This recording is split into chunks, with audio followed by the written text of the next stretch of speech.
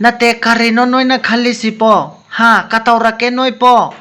mapalam ta lairaka tholak paya tapato sarkana yamwana silaka kono tauraka thola matam khara khaki mayam ki phanapa atuka noi nasa nasa kisu phanapa quarantine tauraka lei pasita noi hensang hautre immune system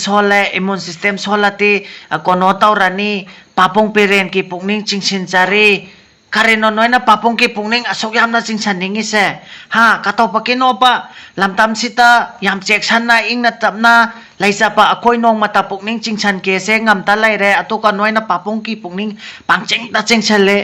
pori makta ta pampio to taure ne noe atuka kono ne quarantine center ta lai raka noi isai ka saktana gintar ka khong tana tauri tupu noina ato ta lai ri tupu noi thang ching kara aga kaupru sing kara ka hol tauri ro natraka pai tauri ro na sak sing tukane ising pata lai panga mu hemala tana ingkhalak pata kasu hen pote ngau pa akoi sune yam ngau re ai sa hola kanu ko ai saurate ne noi pharak tane he dorise taji nina hairam du se phone se jing baga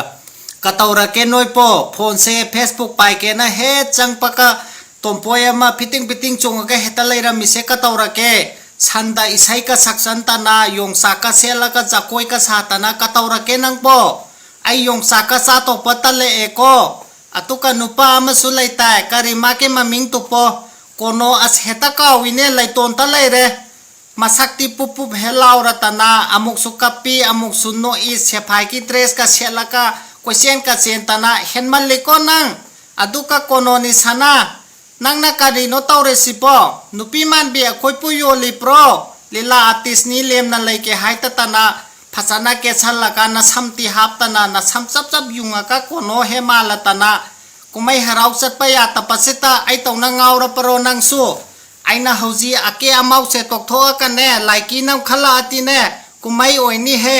niha kakar saro hai pro tipika potukani sara ati ne noi pharak tani he palar thok ta paki khoi tau sawning pasita ne aiti sining pa ma yaw re he awoi pa. Thank you so much for watching these videos and do not text negative comment please. Kino kalisa ha kino no kalisa sakana quarantine center ha mona pisa saw no kai tharaga no kino baro na gamisa ha no district na fasta re na ro ro hey ne eso kari ko ise ha challenge ni accept ni atu ni atani kaina nupi na maru ko thoaka mitai ki phasapa dress sesalaka photo thakale nupa na amuk phanek selaka uno upaka amuk thakale ataki nupi singsu amuk khutai selaka khumuk ka tomaka thakale atu pokte akhosu kumai re nanu okai yengame atu ka karino hojik to kanare ise ha lamtam siki nupi singse awang pathaki nupi ni malem di mafam atai ta laite hashtag phok taute mote khorum naraka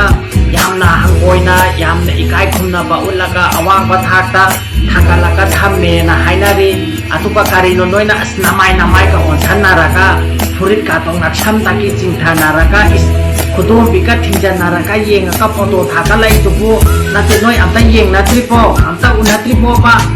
atuka nupa noi suni ismitai nupa di nong sani kai na haire tuka karino noina nong sama sen onsan naraka khangau ka chingtha raka yeng nari tupo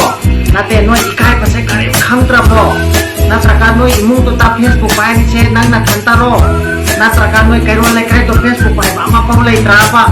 nate facebook hai chiti akoi pu pok paya pa ima ipa taki akoi taki senaro pa maya biauri moina kari khan khini chiti social media ni kai na karem khan ta pita noina hekta caption ta ka se as mitai no pinan nai re sapas no pa na muk noi khata na ngam pro akoi sun nai ri ni kai na nate lockdown gi aso thawai wana ta na tawra ka lai ri ngai sita noi hen man le kari no noina tawi to po ai ti direct atani ko hara ka to se